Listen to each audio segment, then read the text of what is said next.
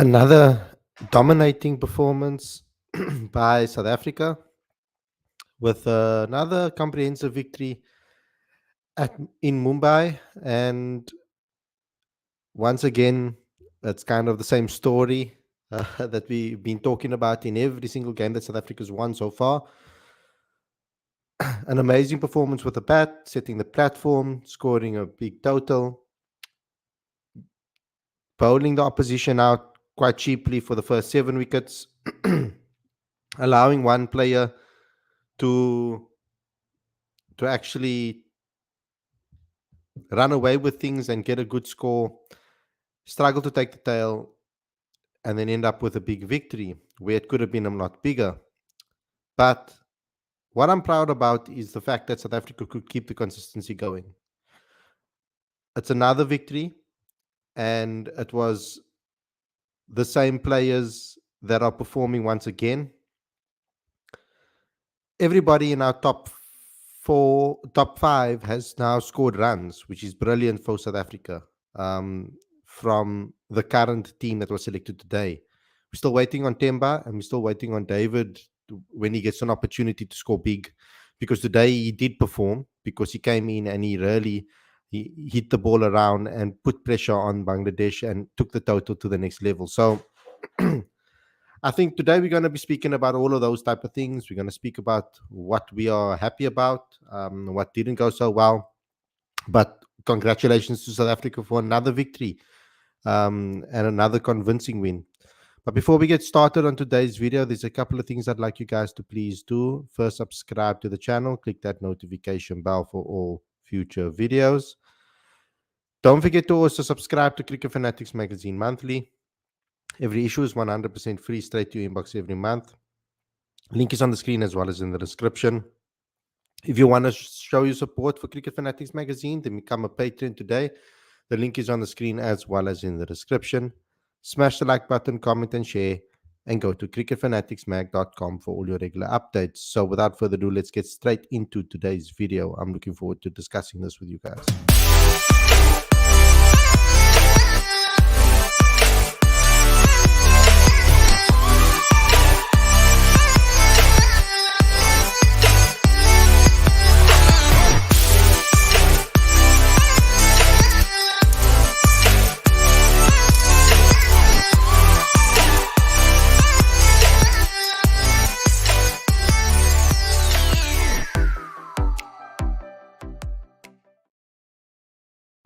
A very good evening and welcome to Cricket Fanatics Magazine. This is your review show. I'm your host, Khalid, and this is the show where we talk about everything that has to do with the Proteas versus the Bangladesh match in Mumbai. So for the people that didn't get to watch the game, what is the quick summary? South Africa won the toss this time and elected to bat. Quinton de Kock was phenomenal today, even though he lost 2 quick wickets. Riza Hendricks bowled beautifully by Shariful Islam, brilliant delivery, 12 of 19 he got. Rassie van der Dussen, LBW of Miraz, he went for 1. But then the true partnership building and foundation building happened between Quinton de Kock and Aiden Markram. Aiden Markram obviously scoring 60 of 69 balls. And then when he tried to accelerate, lost his wicket. And Quinton de Kock, I think this particular game can be split up into those two particular partnerships. And obviously the first one is obviously the one between Quinton and Aiden. What a knock, because they knocked the ball around quite well. They scored 131 of 137 deliveries, and Markram scored 60 of that runs, of course, and then Quinton de Kock 69 of 68. And they really batted really beautifully to set the foundation. And then Markram lost his wicket and the carnage began. Andy Klaasen came to the crease and the pair put on 142 of 87 balls. It was a phenomenal piece of batting and a great partnership between the two batters, showing their attacking prowess. I mean, you can obviously, 142 of 87 is phenomenal. And in that particular partnership, Quinton de Kock scored 83 of 51 and Klaasen 53 of 36 balls. So it was carnage from the two of them. They really batted beautifully to take South Africa into a dominant position. And then there was another partnership between this time Miller and Klaasen. And this one was just as destructive, 65 of 25 balls. And Klaasen hit 37 of 13 and Miller 28 of 12 during that partnership, which really took South Africa into a very strong position. Klaasen again batted beautifully. Unfortunately, went out in the 90s. He was trying to accelerate and very unselfishly actually try to get boundaries. Now, obviously, it was he had to because it was the last over, so he needed to go for it. And South Africa were when he lost his wicket, South Africa were on 374 for five, which was already a very difficult total for Bangladesh if they wanted to try and chase it. They ended up with 382, 382 for five, and another brilliant performance with the bat. Then with the ball, um, brilliant again up front. South Africa had Bangladesh 30 for 1, then 30 for 2, then 31 for 3, then 42 for 4, 58 for 5, 81 for 6, 122 for 7, 159 for 8. And then Mahmudullah did did an amazing thing. He put in an amazing performance. He was the only one that really put in any fight. He scored 111 of 111 balls at a strike rate, obviously, of 100. And he really put up a brilliant performance. Now, there is some worries there. Um, there are some worries over there from South Africa's perspective because our death bowling has been a problem throughout this tournament. We did see Kagiso Rabada attempt some Yorkers. We did see Gerald Coetzee attempt some Yorkers, even Lazard as well. And they did the job in the end by taking Bangladesh out. But my concern is that we bowled the full overs almost. We bowled until the 46th, 47th over. When you have a team in the position that you have at 159 for 8 after 36, you expect your team to wipe out the tail. And unfortunately, that has been our problem for a while now. It's an area that we do need to improve. And I feel that if we play against a stronger opposition like New Zealand or India, that they will punish us. But that we can only say as a prediction. We played against good opposition like Australia and England, and they did manage to score runs at the end, but they never managed. But we still managed to bowl them out. So ultimately, should we worry about it? Me personally, I think we should, especially against India, if we bat first against India, for example, you can chase. They chase really well this tournament so far. So they are a dangerous team. And New Zealand has won a game chasing, I would think, as well. So those are the two teams that we need to also put up a fight against and try to beat.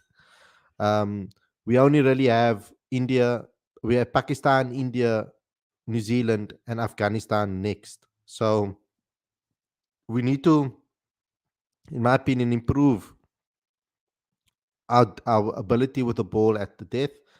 I don't know if it's possible to improve it within this tournament, but I would like to see some improvements in the next game when we play Pakistan.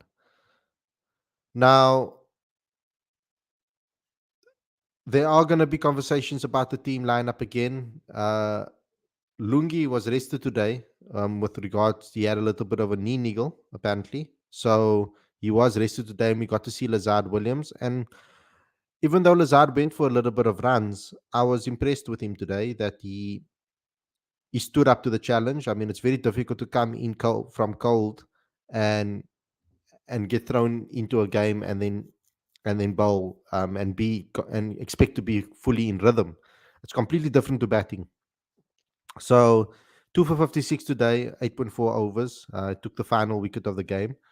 So I was impressed with him today. I think he was a decent replacement for Lungi Ngidi. Gerald Coetzee took 3 for 62, again the top wicket taker out of the seamers. Marco Janssen was decent. He was decent with 2 for 39 with an economy of 4.87. KG again getting wickets, 2 for 42, economy rate of 4.20. So, and Keshav was decent with his 10 overs, only economy of 3.20, 1 for 32, which is a brilliant return for a spinner against a team that's supposed to be, used to spin. So ultimately, it was a decent performance, 149 run victory.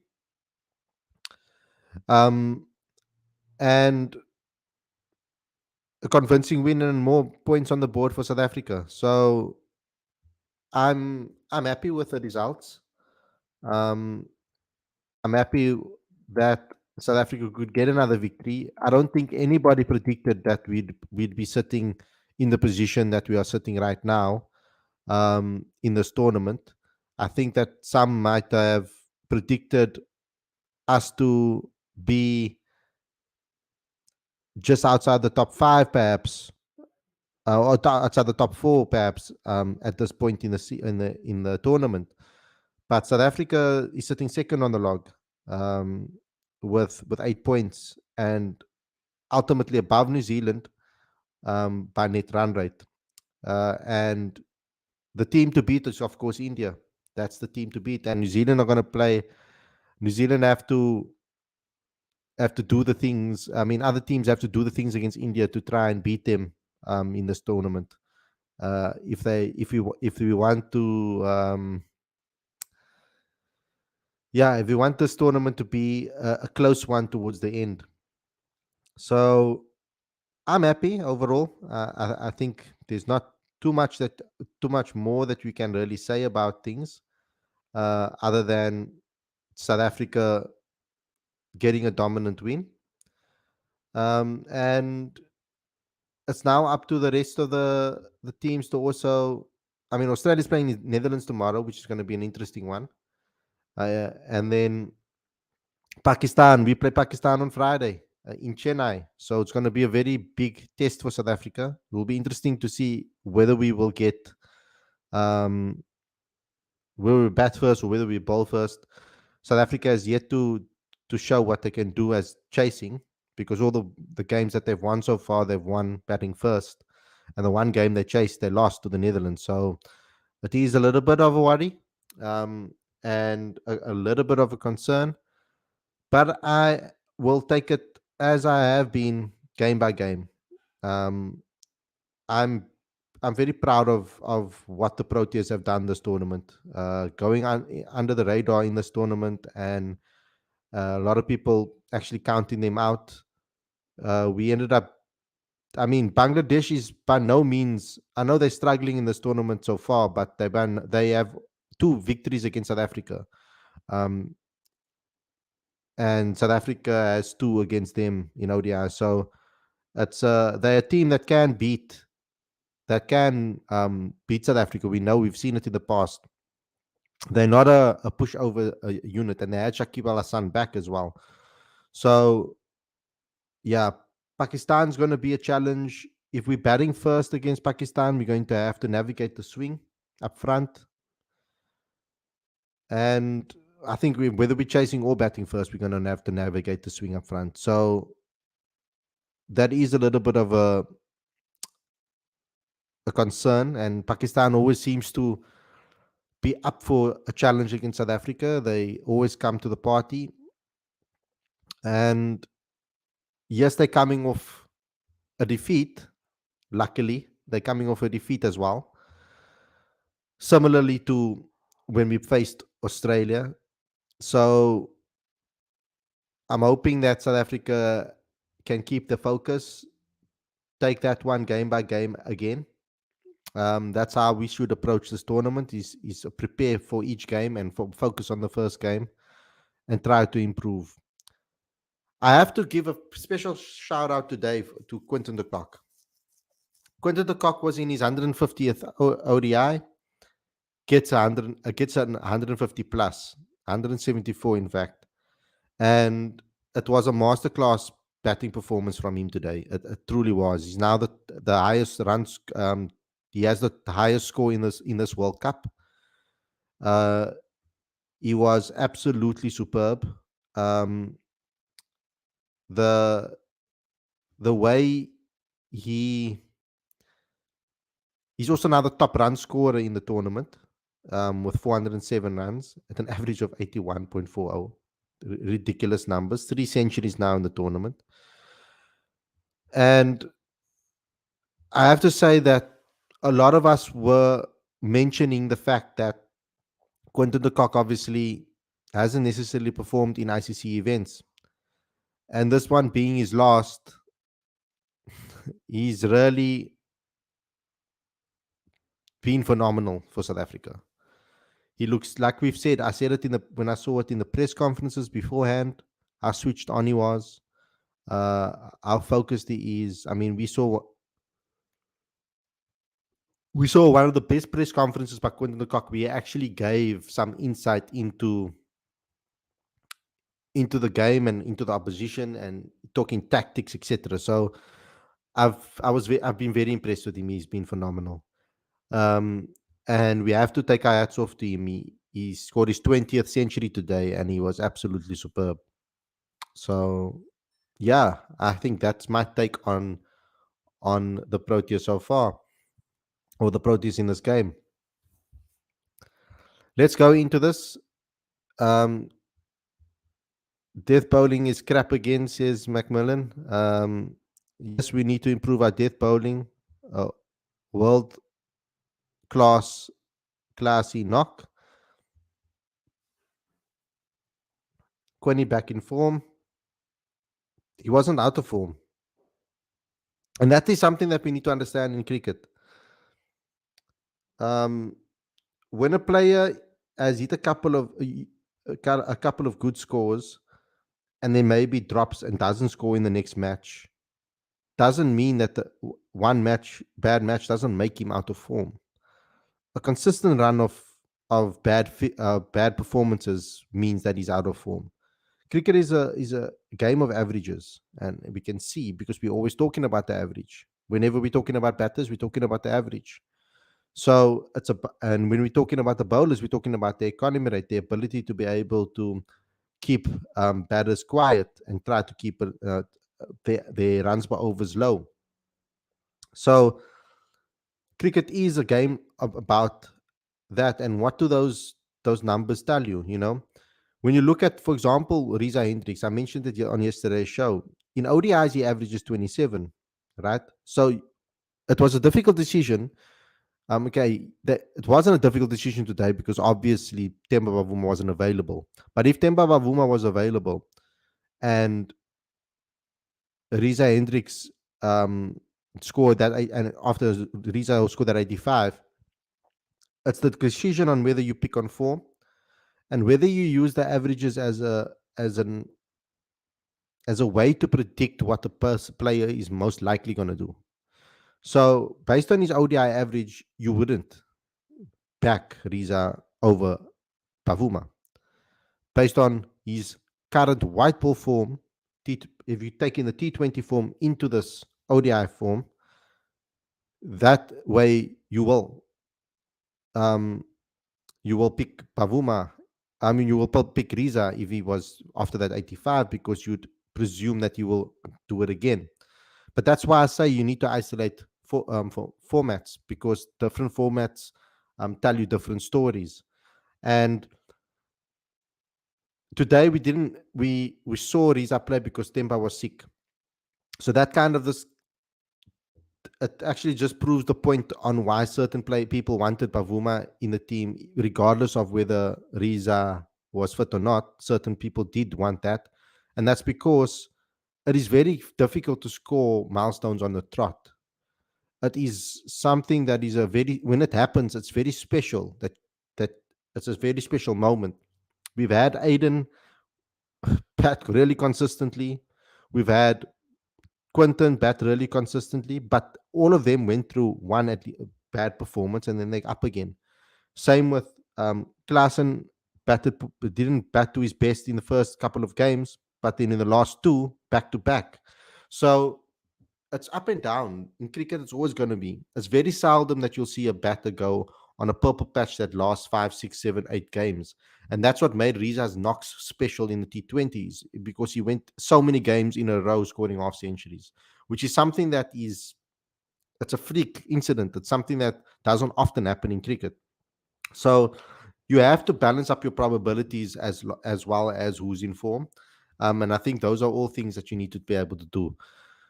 Yet another resounding victory for the Proteas. That takes us 6 points clear of England and 4 points clear of Pakistan and Australia. This team is putting together fantastic performances. Plenty of work still ahead, though.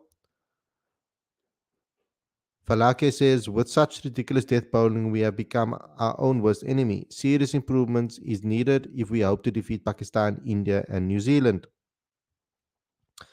You see, when you score 380 plus in every game, batting first, you have a little bit of room to work with. Um, but I don't want us to get into bad habits. I want us to get into good habits leading into those final 3 games, because I see the games against Pakistan, India, and New Zealand as not practice matches for a semi final if we make it there. We need to we need to look at those games as semi-finals, all of them as knockout games, because essentially they are. With Australia hitting form now, England is going to look to come back and cause some upsets because they're a proud nation. So there's a lot of games still to go. Yes, I am happy that South Africa is sitting where they are after 5 games, halfway through the tournament. But the second half is going to be the business end. That's going to be um, where everything changes. I feel Riza needs to be dropped. He's out of form. Don't all the Temba haters think so? Um, After having Bangladesh 88 for 6, we should be more clinical and finishing offs. No way should they get 200 from that position. We need to fix up. Huge games ahead in the next week. TT says, well done to the boys. One of our bogey teams in World Cups is dusted, but yet again, said it on previous show, we lost our heads and became comfortable. It's like Spurs under Mourinho. But overall, good win, says Waka George. Riza was always going to make way for Temba. Don't know how people were thinking otherwise, but Riza did a really good job in his absence.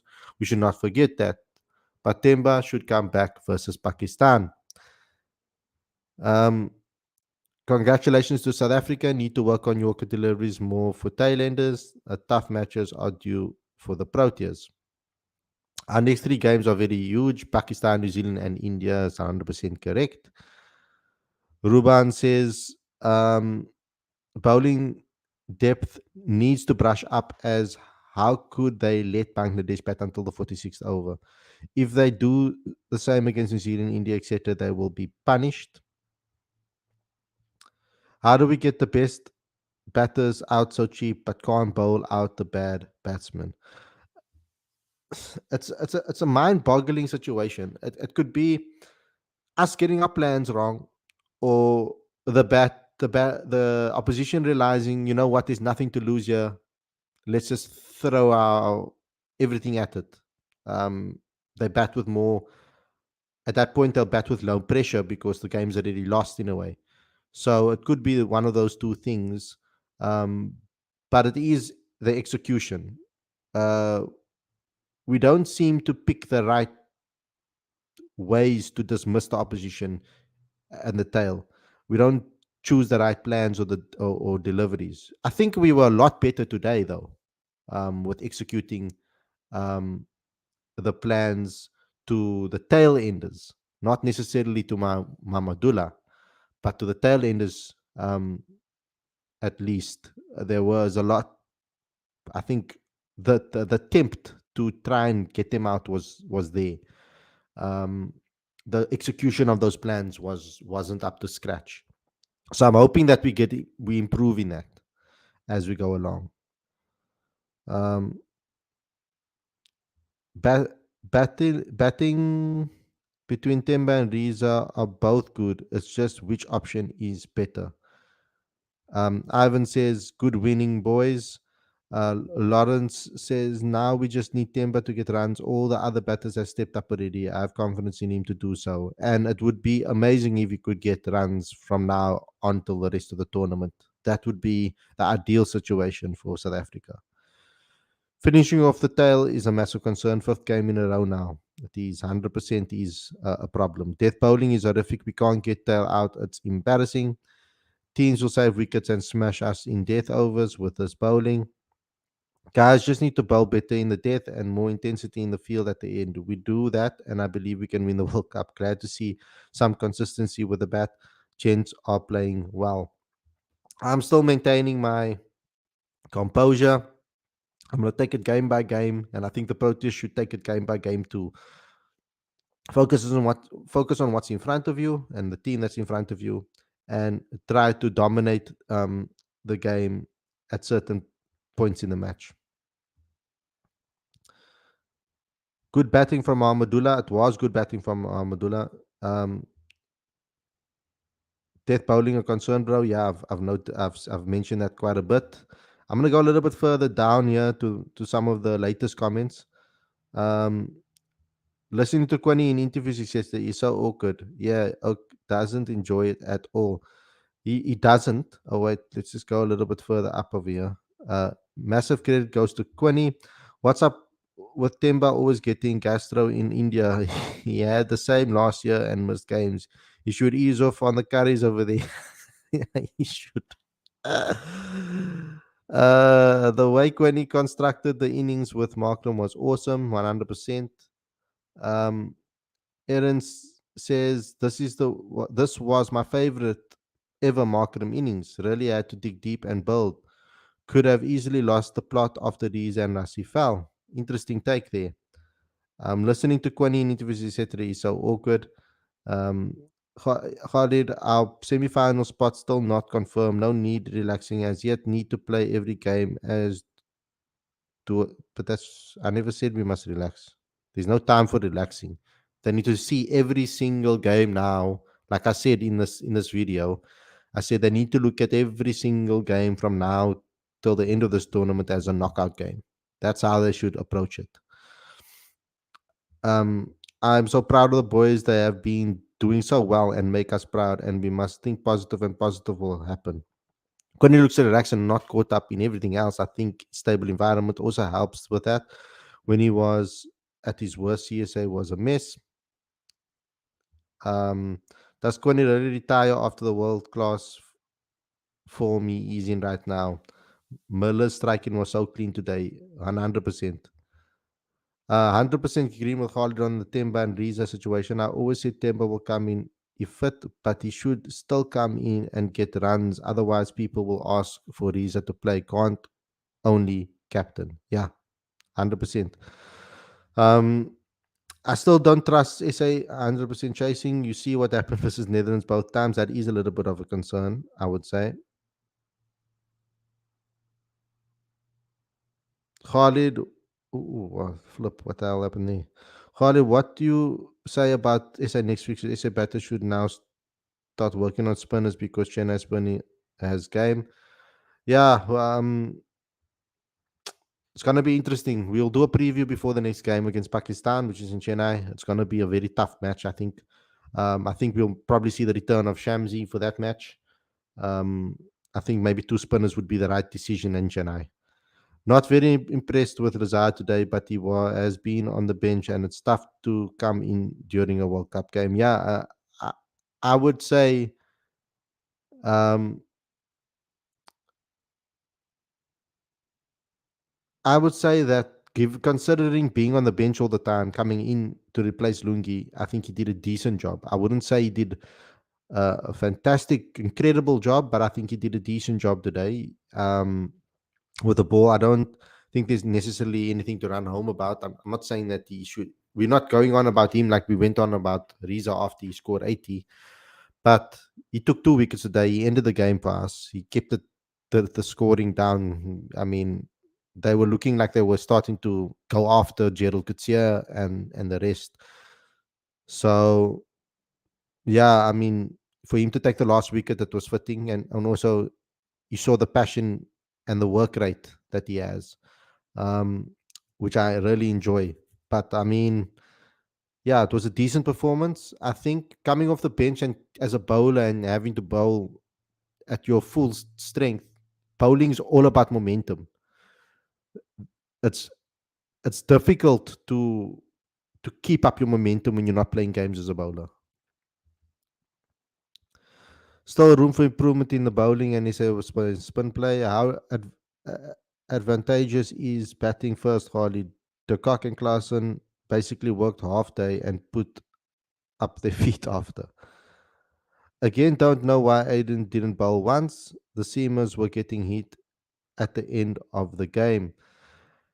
That is something that I'm worried about, is why Aiden's not bowling in this World Cup. We could use him, especially in difficult conditions like today and against England, when when it's humid and hot, and it can really cause a lot of fatigue. If you can bowl Lungingidi in a lot more controlled spells, more controlled, intense spells, you'll get the best out of him. So why not give Aiden 1 or 2 overs, just to give some of the other fast bowlers a rest in a way during a match. So it's something that we should maybe look into. Maybe even opening up with Aiden in certain matches might not be a bad decision.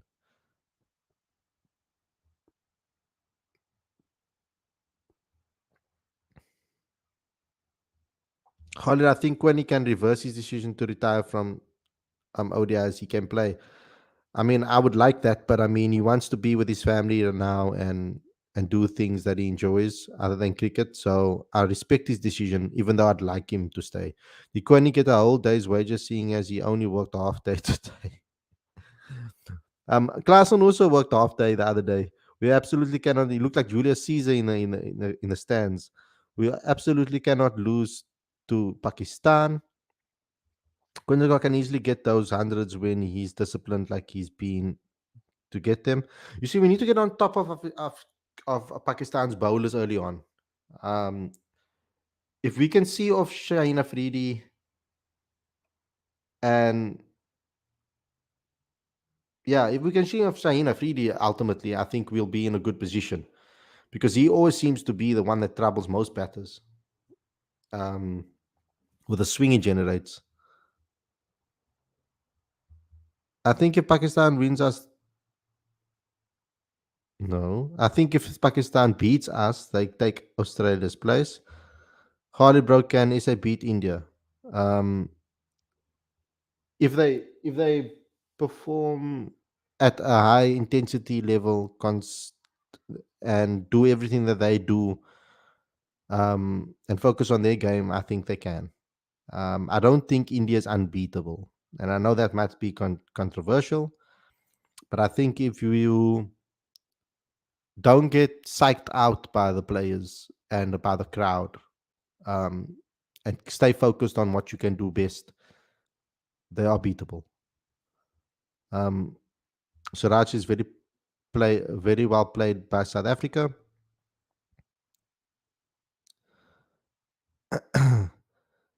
Yeah, definitely nice to see events chasing is the real concern.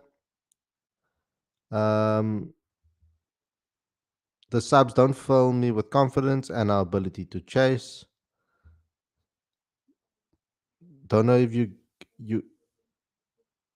don't know if you guys heard what Gavaskar said on SA not trying to chase when winning the toss. Said India is good at chasing, so we'll never try to set up a score. Keep to our strengths, he said. That's a World Cup. We should, if we win the toss. But we're gonna get a situation where we might not win the toss and we're gonna be told to chase. And if we lose the toss to India, for example, I have a feeling that they might send us into bat first, perhaps, um, because they believe that in their chasing ability. So that game's going to be interesting because it's the best team at chasing versus the best team at setting totals in this tournament so far. Jerikutsia and Janssen doing well for SA, both are bright futures. So SA will give Aiden permanent captaincy and build team around after World Cup. No need Bavuma as captain. Maybe coaches can understand that after the World Cup. I think after the World Cup things will change. I think there'll be a building towards the 2027 World Cup, a big focus on that, and finding the next generation of talent and giving them as much exposure to ODI cricket as possible, because we don't play that many games. I think that's going to be the focus from South Africa. Um, let's hope Avuma extends his illness. No, that's that's a bit mean. Another positive for us to take into the rest of the tournament is that our two bench players in Riza and Lazard both did their job when called upon. It shows good bench strength, which is important. No team is unbeaten. Any team can beat any team on their best day. Puck can beat bat deep up to number 11. Our bowlers need to be extra confident. We need to be extra tighter with our lines. Adam Markham class and Kwani gets lots of respect in India. Only two major weaknesses for SA, which has been highlighted in this World Cup: batting second, chasing, and death bowling. Yes, we've highlighted that on today's show. Even today, we failed terribly to finish off their tail after getting them 7 down. Pakistan won the toss and then guaranteed that they will bat first and will invite South Africa for chasing. Probably. Janssen can learn a lot from Shaheen Afridi. Perhaps. Perhaps. Rabada has looked excellent so far. Great signs. Guys, I have to go. I'm sorry that I'm pulling it short. There's another thing happening in my house at the moment, so I'm going to have to leave. Thanks a lot for tuning in. Hope you guys enjoyed the episode. Don't forget to subscribe to the channel, click the notification bell for all future videos. Of course, don't forget to also download the latest issue of Cricket Fanatics magazine monthly. Every issue is 100% free, straight to your inbox every month. The link is on the screen as well as in the description. Support us by becoming a patron today. The link is on the screen as well as in the description. We really rely on your patronage to stay to keep this company or to keep this channel alive. So please get involved with the Patreon account. Also, smash the like button, comment, and share, and go to cricketfanaticsmag.com for all your regular updates. I've been your host, Khalid Mohideen. I hope you guys enjoy the rest of your evening. Stay safe, and peace out.